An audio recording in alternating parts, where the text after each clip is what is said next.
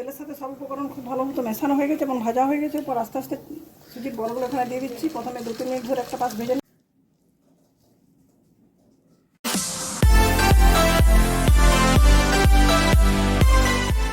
নমস্কার বন্ধুরা, আজ একটি ব্রেকফাস্টের রেসিপির সাথে আমার চ্যানেলে আপনাদের সবাইকে স্বাগত জানাচ্ছি। আমি এর আগেও অনেক ব্রেকফাস্টের রেসিপি শেয়ার করেছি, কিন্তু আজকের রেসিপিটি সম্পূর্ণ নতুন ধরনের। রেসিপিটি কী এবং কীভাবে বানাচ্ছি তা জানতে হলে আমার ভিডিওটি প্রথম থেকে শেষ পর্যন্ত ধৈর্য ধরে দেখতে হবে। কারণ সুজি এবং সিদ্ধ আলু আর কিছু শীতের সবজি দিয়ে কত সুন্দর ব্রেকফাস্ট বানানো যায় সেই রেসিপিটি আমি আপনাদের সাথে শেয়ার করছি। ব্রেকফাস্ট বানানোর জন্য এখানে নিচে 1 বাটি সুজি, 4টে সিদ্ধ করা আলু, এখানে আমার আছে ক্যাপসিকাম, কাঁচা লঙ্কাটা অবশ্যই বাচ্চাদের জন্য বানালে ব্যবহার করবেন না, মটরশুঁটি, গাজর, পেঁয়াজ, টমেটো, এখানে কিছু নিচ্ছি চিলি ফ্লেক্স, আর স্যালাড বানাবো সেই জন্য নিচ্ছি পেঁয়াজ, গাজর, শসা, টমেটো আর কিছু ধনে পাতা। তো চলুন বন্ধুরা রেসিপিটি শুরু করি। প্রথম থেকে শেষ পর্যন্ত ধৈর্য ধরে দেখতে থাকুন। বন্ধুরা সুজিটা বানানোর জন্য গ্যাসের ওভেনে একাই থেকে বসিয়ে দিচ্ছি কড়াইতে দিয়ে দিচ্ছি এই বাটিতে 2 বাটি জল, যেহেতু 1 বাটি সুজি ব্যবহার করবো। জলটা গরম হয়ে গেছে, গরম জলে দিয়ে দিচ্ছি পরিমাণ মতো লবণ, সমান 1 চিমটে হলুদ,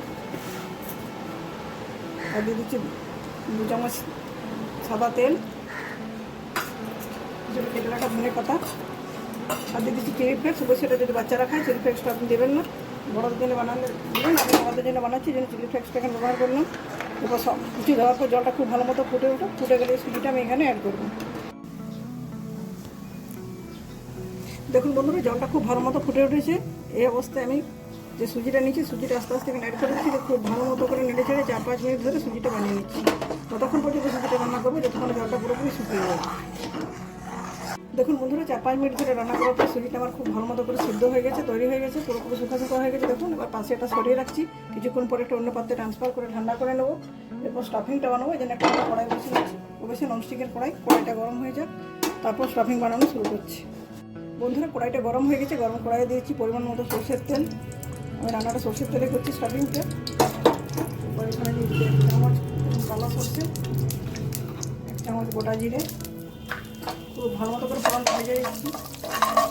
দেখুন বন্ধুরা, ফোড়নটা খুব ভালো মতো ভাজা হয়েছে, খুব সুন্দর একটা ফ্লেভার উঠছে। এরপর এখানে অ্যাড করছি কেটে রাখা পেঁয়াজটা 2-3 মিনিট ধরে আগে ভেজে নিচ্ছি, তারপর বাকি সবজিগুলো পরপর অ্যাড করছি।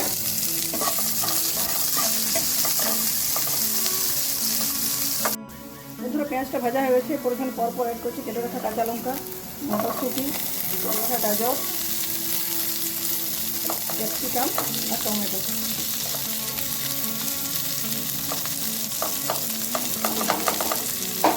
বন্ধুরা সবজিগুলো যাতে খুব তাড়াতাড়ি সিদ্ধ হয়ে যায় তার জন্য এখানে অ্যাড করছি পরিমাণ মতো লবণ, রান্নার স্বাদ বাড়ানোর জন্য অ্যাড করছি গরম মশলার গুঁড়ো, লাল লঙ্কার গুঁড়ো কিছু কালারের জন্য, আর বাড়ানোর জন্য কিছু ধনে গুঁড়ো, আর তখন 1 চিমটে হলুদ।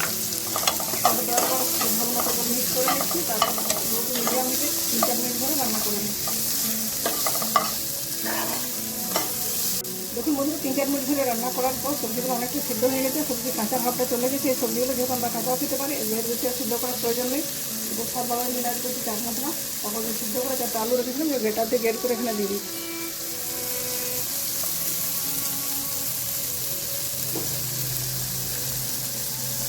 দেখুন বন্ধুরা, আমার ব্রেকফাস্ট বানানোর জন্য যে স্টাফিংটা তৈরি করছিলাম সেটা রেডি হয়ে গেছে। এখানে শেষ পর্যায়ে অ্যাড করেছি কিছুটা কেটে রাখা ধনে পাতা, সেটা আপনাদের দেখানো হয়নি তাই বলে দিলাম। এদিকে সুজিটাও ঠান্ডা হয়ে গেছে, আর হাতে একটু করে তেল নিচ্ছি। তেল নিয়ে সুজিটা খুব ভালো মতো করে মেখে নিচ্ছি।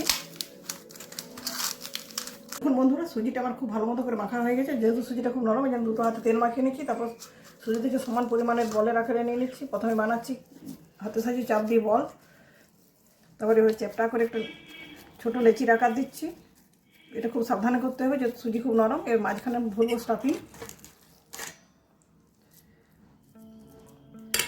ভরার পর আস্তে আস্তে পাশ থেকে চাপ দিয়ে লেচিটাকে বড় করে আস্তে আস্তে মুড়ে নিচ্ছি। দেখুন কীভাবে মুড়ছি।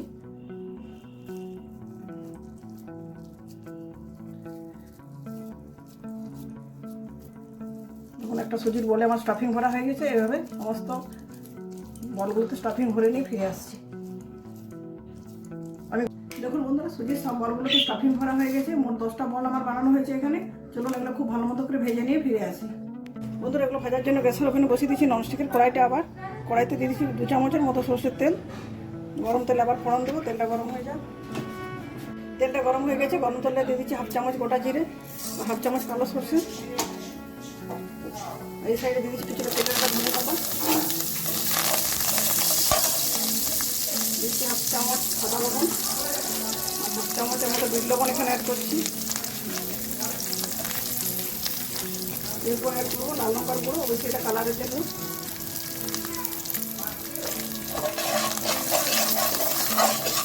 উপকরণ খুব ভালো মতো মেশানো হয়ে গেছে এবং ভাজা হয়ে গেছে। এরপর আস্তে আস্তে সুজির বলগুলো এখানে দিয়ে দিচ্ছি। প্রথমে 2-3 মিনিট ধরে একটা পাশ ভেজে নিচ্ছি, তারপর উল্টে আরেকটা পাশ ভাজবো। দেওয়ার সময় খেয়াল রাখতে হবে, যেহেতু সুজি খুব নরম, বলগুলো এমনভাবে দিতে হবে যাতে কারো গায়ে কেউ না লাগে। সবগুলো একসাথে ভাজা যাবে না, দুটো বেশি ভাজবো। যখন বন্ধুরা 3 মিনিট ধরে একটা পাশ ভাজা হয়ে গেছে, উল্টে আরেকটা পাশ ভেজে নিচ্ছি।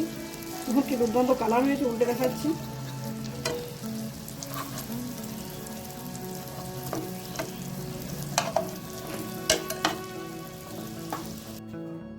দেখুন বন্ধুরা, আমার সুজির বলগুলো খুব ভালো মতো করে ভাজা হয়ে গেছে। দেখুন বন্ধুরা, সুজির বলগুলো খুব ভালো মতো করে আমি উল্টে পাল্টে 5-6 মিনিট ধরে ভেজে নিয়েছি। সব বলগুলো ভাজার সময় একসাথে ভাজিনি, এখন পরে রেখেছি। দুটো বেচে ভাজার পর একসাথে রাখলাম।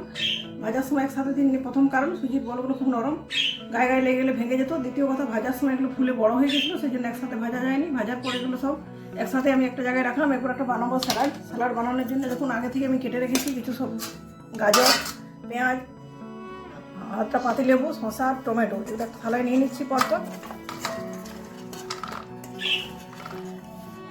কিছুটা ধনে পাতাও আছে কেটে রাখা, সেটা এখানে অ্যাড করলাম। এটা অপশনাল, আপনি যদি পছন্দ না করেন নাও নিতে পারেন।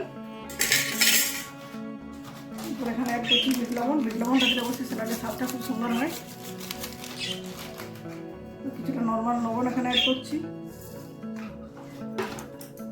পাতিলেবুর রসটা দিয়ে দিলাম এখানে।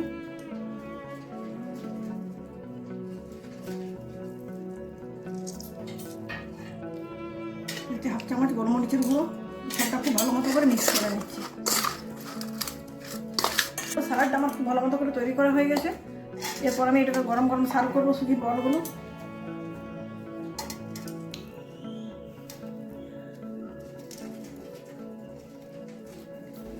সাথে 5টা সুজির বল নিচ্ছি, এবারে দিয়ে দিচ্ছি মাঝখানের যে শেপটা আছে বাটির মধ্যে একটু স্যালাড,